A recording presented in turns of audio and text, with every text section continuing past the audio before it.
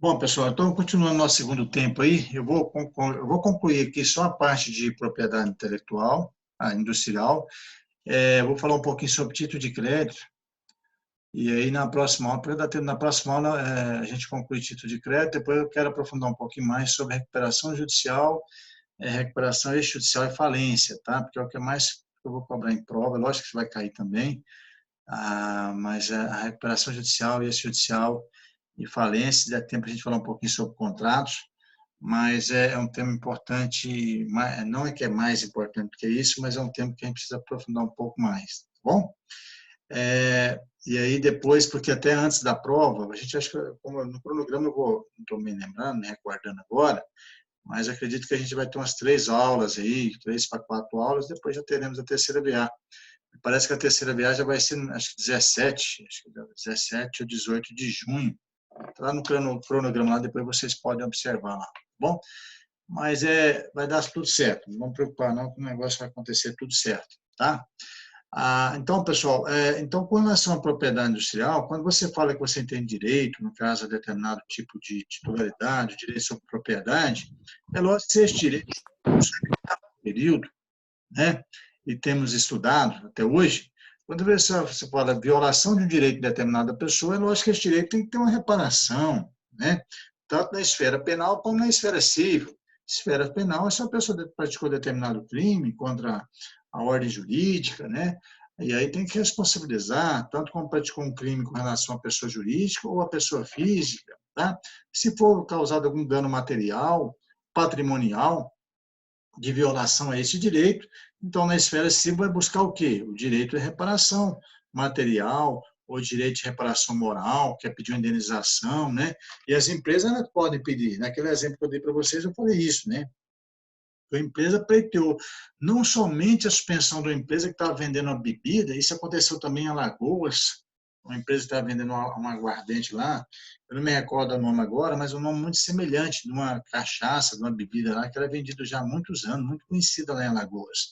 Eu vi essa decisão judicial também. O tribunal entendeu que essa outra marca estava vendendo de forma assim, similar, trazendo confusão ao consumidor. Né? E com isso, a empresa teve que suspender a venda, né? Poderia até continuar vendendo aquele líquido, aquela bebida, mas com outro nome. Né? E aí, além de suspender a venda, ter que pagar também a indenização. Então, dependendo do dano causado, é lógico que o juiz, que representa o Estado, vai analisar as provas, né, concretas, provas materiais, para ver se tem, se esse dano, aliás, se esse direito realmente foi violado ou não. Tá bom? Então, aí eu citei alguns crimes. O artigo 183 e 184 da lei fala dos crimes referentes às patentes. Leiam, por favor, depois em casa, com mais calma. O artigo 189 e 190 trata dos crimes referentes à marca. Só 2 artigos para vocês lerem. Tá? O artigo 189 está lá no slide. Eu coloquei para vocês lá. Só pegar e depois vocês baixarem. Está no Liceu e está na AVA, no AVA também, tá? Esse material, está tudo lá. Eu só vou colocar depois da lei de falência para vocês esse material. E eu coloquei uma unidade também para vocês estudarem, que fala de falência e recuperação de empresas, que vai ajudar bastante quando a gente for tratar especificamente da lei 11.101 de 2005 na próxima aula. Tá? Outro crime, concorrência desleal. Você deve ter ouvido falar muito sobre concorrência desleal. Está no artigo 195. Então, vou repetir. Crimes referentes às patentes, artigo 183 e 184, lei. Crimes referentes à marca, né? Esse exemplo que eu dei agora é com relação à marca, é um crime praticado, né? Então, 189, 190, né? Está lá elencado lá qual que é a sanção, a punição, né? Que crime é esse? Concorrência desleal, são os crimes contra indicações geográficas e demais indicações por levar o consumidor a incorrer em erro em detrimento do competidor. Ou seja, se você tem uma empresa, você vai explorar um determinado negócio, eu tenho uma empresa, vou explorar um determinado negócio, assim como você está no mesmo ramo, na mesma atividade, ou seja, é lógico que isso é uma concorrência, isso é saudável, isso é permitido por lei a concorrência. Isso é até vantajoso em trazer benefícios para o consumidor, só que não pode ser uma concorrência desleal. Eu não posso querer, então, ludibriar ou querer manipular o consumidor, né? Demonstrando, então, que esse determinado produto, essa determinada marca que eu estou vendendo, né, é parecido ou semelhante àquele que é mais famoso, justamente para buscar essa venda, né, para buscar esse consumidor, para atrair esse consumidor. Isso é concorrência desleal. Isso incorre em crime, né? Crime contra a ordem da propriedade industrial, tá? Assim como também outras situações, né, que poderá incorrer em crime, tá? Situações que até uma questão de propaganda enganosa, que não só vai incorrer contra crime contra determinada empresa, a minha concorrente, como também ao próprio consumidor, né? Você está manipulando determinada venda de produto através de informações enganosas, né, para provocar o consumidor a praticar um determinado erro, ou seja, comprar uma determinada coisa que não é o que ele queria de fato, né? Então, isso ocorrerá em crime, e isso é a violação do direito da propriedade industrial, e aí, no caso, a pessoa jurídica ou até a pessoa física poderá, então, ter que reparar um dano material, até um dano moral, tá? Ok? Então, são alguns crimes previstos por essa lei também, e eu elenquei para vocês alguns artigos, como eu falei para vocês, são pequenos, só 2 artigos, leiam, por favor, na casa de vocês, tá bom? E, por fim, pessoal, para a gente finalizar, eu só vou abrir aqui, aí a gente tem a parte de título de crédito, tá? Na próxima aula eu vou aprofundar um pouquinho na parte de título de crédito, antes de falar de recuperação judicial, tá certo? Mas entender quais são os títulos de crédito. O que é o título de crédito, né? Eu tenho que entender, título de crédito está relacionado ao quê? O próprio nome já fala título que tem natureza de crédito, ou seja, o título de crédito, então, é um direito também, né? É um direito a um determinado valor, é um direito a determinado título, né? É um documento que me dá direito a um determinado valor, né? É um direito que me dá, um título, por exemplo, que me dá uma propriedade, né? Que gera um direito, né? A um determinado bem, ou, né? Uma situação, um documento, tá? Ou uma certificação, por exemplo, né? Então, o título de crédito a gente vai estudar dentro do direito empresarial, tem vários títulos de crédito. Você já deve ter ouvido falar, conhece muito bem, hoje não está tão comum mais, né? Como antigamente, há 5, 10 anos atrás, utilizava muito cheque, né? Cheque é um título de crédito, uma ordem de pagamento à vista, né? Mas o que representa o cheque? É um título de crédito, né? Ele representa, não é dinheiro em espécie, né? Pelo menos no momento, mas ele representa o que? Um título de crédito, né? A natureza dele é de título de crédito, né? Cuja representa uma ordem de crédito pagamento à vista, né? Então, ou seja, na lei do cheque, não se fala em cheque pré-datado, até uma expressão errada, tá? Essa questão de cheque pré-datado, mas foi reconhecida pelo direito empresarial como até válido a questão de cheque pré-datado, até pelos órgãos judiciários, como reconhecido como cheque pré-datado, diante a prática costumeira, né? A prática do comércio, né? Porque quando você fala em cheque pré-datado, pré é uma coisa que foi pré-datada antes, então o cheque teria que ser depositado antes. Se você pré-data o cheque, se você põe a data ali no cheque, ó, estou emitindo o cheque hoje, mas eu quero que você deposite o cheque para mim daqui 30 dias, então, na verdade, você está colocando, você está o quê? Colocando uma data para o cheque ser posteriormente ser depositado, né? Ou seja, o cheque é uma ordem de pagamento à vista, mas na combinação, no acordo que você está fazendo, é que esse cheque seja depositado posteriormente. Então, o cheque pós-datado, não pré-datado. Mas hoje é reconhecido, tá? É válido, é reconhecido pelo direito empresarial, pela prática comercial, costumeira, durante o tempo, né? De reconhecer como cheque pré-datado. Então, é válido. Cheque pré-datado é um cheque, então, que vai ser depositado em outra data acordada entre as partes. Se esse cheque for depositado antes, ou seja, você me causou um dano, né? Ou seja, você violou um contrato, você violou um acordo, mas você tem que me reparar, né? Ok? Então, título de crédito tem algumas espécies de título de crédito. Na aula de hoje não vai dar para a gente concluir essa matéria, mas na próxima aula eu vou concluir. Mas estuda em casa, faça uma leitura para na próxima aula a gente só fazer a finalização do nosso estudo. Mas entender que título de crédito está lá no artigo 887 do Código Civil. O artigo 887 define que título de crédito é o que é um documento necessário ao exercício do direito literal e autônomo nele contido. Somente produz efeito quando preenche os requisitos da lei. Ou seja, é lógico que é um documento que me dá segurança jurídica, me dá o direito. O cheque é um título de crédito. Se você me der o cheque e não me pagar o cheque, ou seja, então eu posso executar esse cheque, eu posso protestar esse cheque, né? E protestando, você vai ter, então, o Estado, então, o Poder Judiciário, então, vai chamar você, vai intimar você para pagar esse título de crédito, para responsabilizar, para cumprir uma obrigação que você não cumpriu no momento combinado, no momento acordado. Rapidamente, olha só o artigo 887, o título de crédito, documento necessário ao exercício do direito literal e autônomo nele contido, somente produz efeito quando preenche os requisitos da lei. Olha lá, o conceito que eu já coloquei para vocês lá, tá certo? Então, só para entender isso, a duplicata, a empresa vende a nota fiscal, a mercadoria, né?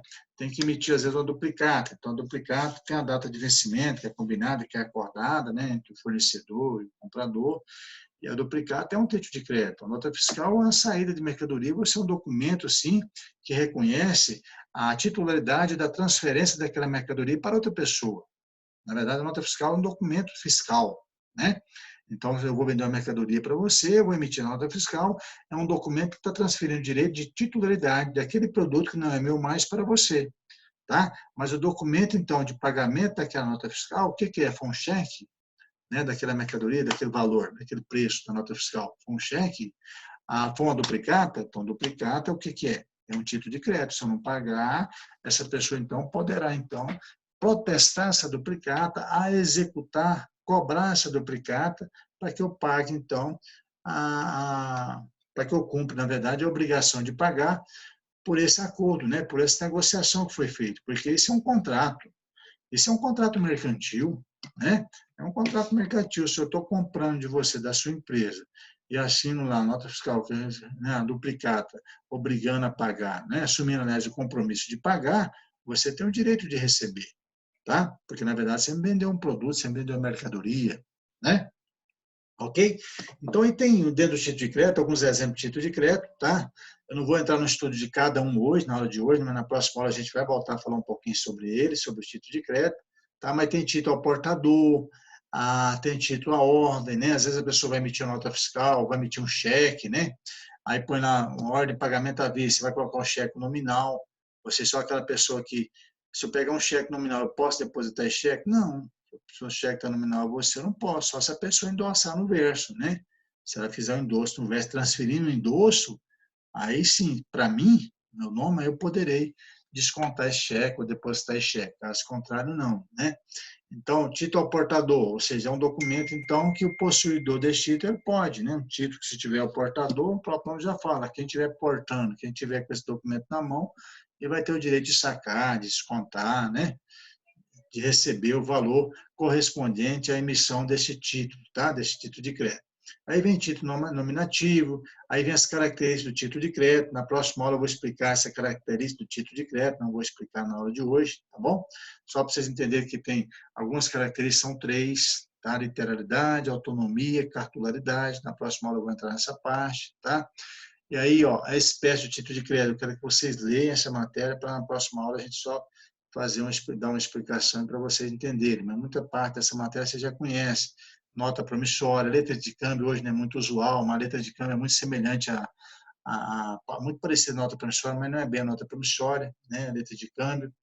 É um título também, embora não muito comum, não muito usual hoje em dia. O cheque também, como eu falei, está sendo substituído, foi praticamente substituído pelo cartão de crédito, né? As pessoas jurídicas ainda usam. Tem empresa que só paga fornecedor, só paga prestador de serviço com cheque. E aí estipula até um valor. Determinado valor a gente paga com cheque. E menos a gente paga em dinheiro, né? Isso depende de empresa, tá, pessoal? Mas tem. Eu mesmo Onde praticamente eu trabalho, professor, só trabalha com cheque. só com cheque, Sim, né? para Ah, pagar tá. fornecedora.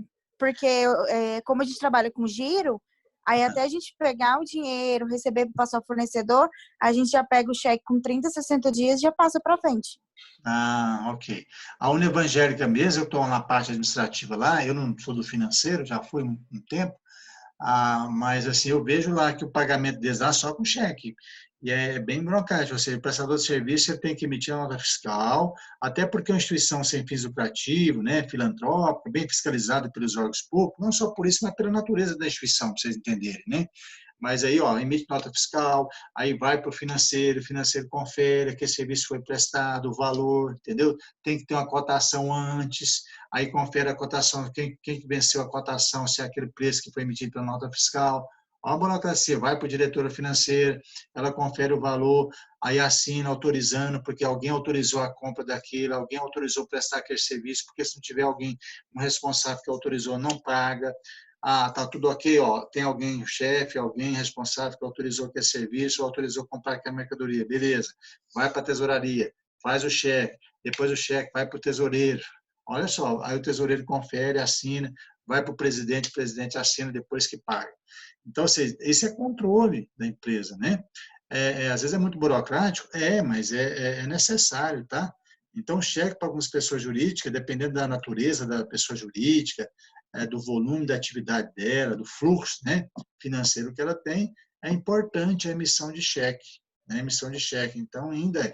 Mas na pessoa física hoje praticamente não usa talão de cheque. Raramente, né?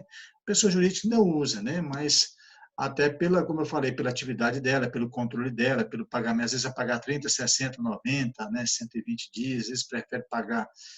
Quando é mais tempo, compra cartão, às vezes faz duplicata mesmo, né?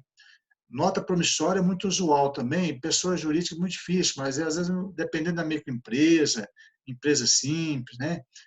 Sociedade irregular, né? Ou seja, aquelas empresas informal, ainda às vezes trabalha com, não tem como emitir nota fiscal, porque não é regular, não tem como emitir duplicata, o que ela faz? Vou vender para você, eu faço nota promissória, né? Ao autônomo, aqui é vendedor autônomo, vai vender para você, não tem cheque não.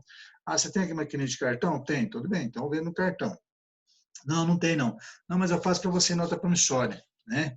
Aí faz lá 10 notas promissórias, aí você assina lá um título, nota promissória, com o vencimento dela, né? Aí todo mês vai lá, você paga e ela te entrega nota promissória, né? Então há essa negociação jurídica, tá? Isso é válido também.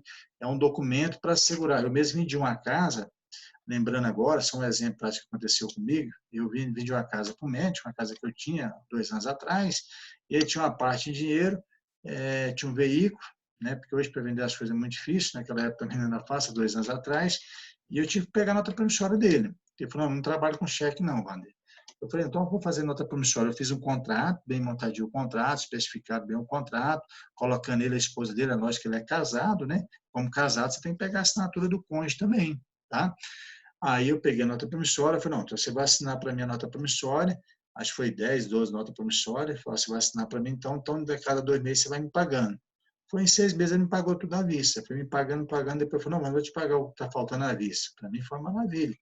Todo mês ele pagava e meu compromisso o que que é? Tá aqui sua nota promissória, tá, né? Então, ou seja, a nota promissória é o quê? Um título de crédito, é um documento, porque ele preocupava que se não pagasse, eu tinha nota promissória como documento para me trazer segurança jurídica para protestar. Aí eu levava no cartório, protestava, entrava com ação de cobrança, de execução, e aí pedia para piorar bem dele, né? O caminho é por aí, tá? Por isso que o título de crédito é importante tanto para pessoa física como para pessoa jurídica. Não pode vender nada, você pega uma segurança, nem sequer fazer um contrato, né? Então, você vai vender uma coisa particular, pode ser um amigo, pode ser um parente, pode ser quem for, tem que fazer um documento. É um documento que te dá segurança jurídica para depois você receber, é um título de crédito. Você faz um contrato seguido de nota promissória. O contrato em si, embora ele dê uma segurança jurídica, mas o contrato, só o contrato, ele não é um título de crédito, né? Mas ele é um documento que reconhece uma dívida, que reconhece uma obrigação, né? Uma obrigação de pagar, né? Uma obrigação de cumprir, de fazer determinada coisa, tá? Então, o contrato é muito válido nesse sentido também. O contrato escrito, registrado, reconhecido em cartório, tá? É importante o contrato, tá bom? A duplicata, eu já falei, conhecimento de transporte, tem muita empresa transportadora, né, tem que emitir conhecimento de transporte, que vai ser comprada a nota fiscal, porque quando barra nessas barreiras fiscais, eles pedem o conhecimento de transporte, né, para onde vai essa mercadoria, qual que é a origem dela, qual que é o destino dela, o que está levando essa mercadoria, né, cadê a nota fiscal que comprova esse conhecimento de transporte, né, conhecimento de depósito de arram, eu vendo para os armazéns gerais, eu tenho soja, plantador de soja, né? Tanto saco de soja, onde é que eu vou guardar essa soja? Aí esses armazéns grandes que tem aqui no DAIA, né? Eles guardam para você lá, entendeu? Só que eles cobram, né? Então os armazéns, o quê? Você vai fazer um depósito. Mas aí você tem o quê? Você tem uma soja lá depositada, eles vão negociando, eles vão vendendo aquela soja, né? Mas a sua está lá. Então eles vão te dar um documento. Que documento é esse? É um título de crédito. Aí esse título de crédito é conhecido como conhecimento de depósito e o arram, tá? O ARRAN, que é o conhecimento de depósito, título emitido pelos armazéns gerais, que tem a finalidade a especificação da mercadoria depositada e sua titularidade. Então, você tem um comprovante que você depositou para aquela empresa, você tem tantas sacas, estou dando exemplo de soja, mas outros produtos também, milho, arroz, tem tantos sacos de soja lá. Então, quando a soja estiver alta, eu quero vender. Eu quero comprar um carro, tudo bem, então eu vou lá, vou comprar um carro, quanto que é tal? Então eu vou emitir, quero tanto aí, a própria empresa lá, armazém gerais, vai depositar para você, né? E vai emitir outro título, batendo quanto que você tá retirando, vamos dizer assim, né? Vou fazer um financiamento do banco, tá bom? Você pode fazer um financiamento do banco. O que você tem de garantia? O banco pode perguntar, fala, tem aqui, tem tanta saco de soja depositado, qual que é o documento que você tem? Eu tenho aqui esse título de crédito, né? Ou seja, esse depósito, o ARRAN aqui é um reconhecimento, então, a empresa, lógico que o banco vai conferir, checar, normalmente esse documento é o título de crédito válido, a pessoa realmente tem essa saca de soja lá, tem esse produto guardado, então, essa é uma garantia que vai ficar depositada aqui, né? Como garantia para a gente emprestar, porque amanhã depois, se não pagar, você já está transferindo para a pessoa o direito da pessoa ir lá e, né, através desse título, de sacar, né, ou de transferir o valor correspondente a tantas sacras, né, depositadas nesse armazém gerais, tá? Então, são situações, são títulos de crédito também, para a gente entender o que é importante, a segurança jurídica que traz você ter um título de crédito para fins de depósito. Há um cheque mesmo, o cheque, não sei se vocês sabem, a lei do cheque, o cheque prescreve 6 meses, né? Então, você tem que depositar ele. Se você não depositar, deposita 30 dias. Se você não depositar e ele for devolvido, você tem até 6 meses. Se você, dentro de 6 meses, se você não protestar ele para entrar com execução, ele vai prescrever. Ah, professor, mas ele prescreveu, tem um cheque aqui de 6 anos, 1 ano que foi devolvido. Prescreveu, já não tem não tem o reconhecimento jurídico mais como cheque, como título de crédito de cheque. Aí é mais complicado, professor, mas aí eu não posso receber, não posso cobrar? Pode, aí você tem uma dívida ali, né? A dívida não, você tem um crédito ali a receber, né? Só que aí você tem que entrar com ação para pedir o juiz para reconhecer aquele direito seu sobre aquele crédito, e aí a decisão do juiz, que é a sentença, vai ser um título executivo extrajudicial, aí esse título é que você vai executar para cobrar do devedor. Olha só que aí você vai demorar 1 ano, até mais, entendeu? O cheque não, se você tiver o cheque dentro de 6 meses, depositou, protesta ele, e depois não pagou, cobrou, não pagou, entra com execução. Para quê? Porque se a pessoa tiver bens, é uma forma que você tem de você rapidamente conseguir receber, né? Porque a pessoa, se tiver bens, ela não vai querer os bens piorar, não vai querer dinheiro na conta sem piorar, ela vai dar um jeito de pagar. Com certeza. A pessoa, se ela tiver bens, ela não deixa você nem protestar. Protestou, às vezes, quando protesta, já vai lá e busca você para negociar. Se você ajuizar uma ação, ela vai te buscar para negociar, parcelar ou pagar, tá? Porque ela não quer, ela sabe que vai piorar um bem, né? Vai pegar um bem material dela, sei lá, um imóvel, um veículo, algum bem, um patrimônio dela, até dinheiro também, né? Então, ou seja, pessoal, para a gente concluir, então, eu acabei explicando bastante sobre título de crédito, mas foi até bom, eu acho que rendeu bem. Mas aí na próxima aula, eu vou parar por aqui, mas aí na próxima aula eu vou explicar um pouquinho, entrar um pouquinho mais ainda sobre características do título de crédito. Eu quero que vocês leiam esse material lá, tá bom? Vou dar um tempinho no final da aula, se alguém tiver alguma dúvida, a gente esclarece para vocês sobre esses temas aí, propriedade industrial, tá? Dá uma lida lá sobre o título de crédito. Eu vou dar um tempo para vocês, 10 minutinhos, para a gente ouvir um pouquinho de vocês também, tá? E aí, se tiver alguma dúvida, a gente explica para vocês, antes de eu entrar na parte de recuperação judicial, tá? E aí, recuperação judicial, extrajudicial e falência, muito bom esse tema, né? Eu coloquei lá, eu achei interessante um bloco, lá no início da aula, para quem entrou depois, perícia contábil da nova lei de falência. Baixe lá, se tiver algum material, salva lá, tem um material legal lá para vocês, salva, dá uma lida lá sobre esse material, tá? Sobre esse conteúdo, faça atividades também. Isso quando eu for tratar acho que é o primeiro tópico lá, a primeira unidade. Porque quando eu for falar para vocês de recuperação judicial, extrajudicial, falência, já vão estar mais ou menos entendido aí do assunto. Tá bom, pessoal? Tá tudo bem? Alguém quer falar alguma coisa? Posso encerrar aqui? Que por hoje está ótimo. Não, professor, está tranquilo. Tá bom. Professor, só queria que o senhor falasse sobre a divisão das notas, que minha internet caiu bem na hora, sobre aqueles 3 pontos. Você fala da próxima prova agora, né? Da terceira? Isso, da terceira VA. Ok, olha só. Então, da terceira VA, eu vou considerar, eu vou postar uma atividade para vocês hoje até amanhã no AVA, tá? O decreto é um decreto 9571 de 2018. O que esse decreto dispõe? O que fala sobre esse decreto? É uma lei de diretrizes nacionais sobre empresas e direitos humanos, ou seja, qual que é o papel, no caso, qual que é a responsabilidade do Estado na proteção dos direitos humanos, né? Qual que é o papel da empresa? Será que a empresa que tem única e exclusivamente obter lucro, né, finalidade é lucrar, no desenvolvimento da atividade dela que é econômica, será que ela tem um papel, uma responsabilidade, vamos dizer, social na defesa, na garantia de direitos humanos? Então, esse também está tratando nesse decreto. Tá?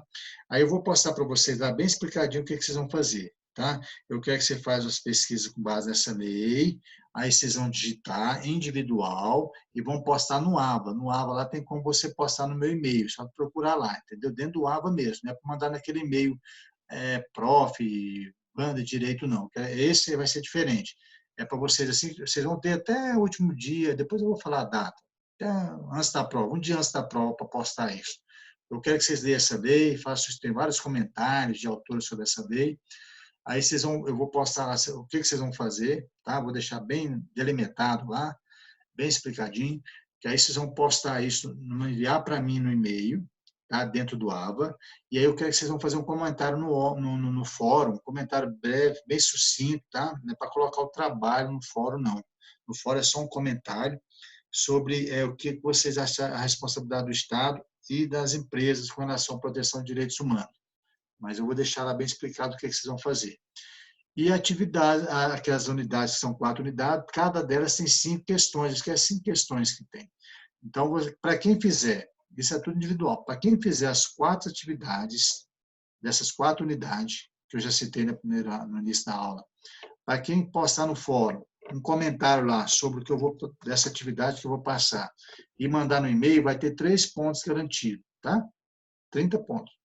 Mandou para mim, eu vou dar uma olhada, ver se está de conforme, de acordo com o que eu pedi, eu vou somar 1 ponto de cada atividade dessa. Não vou passar mais nada de atividade. Vai valer 30 pontos, tá certo?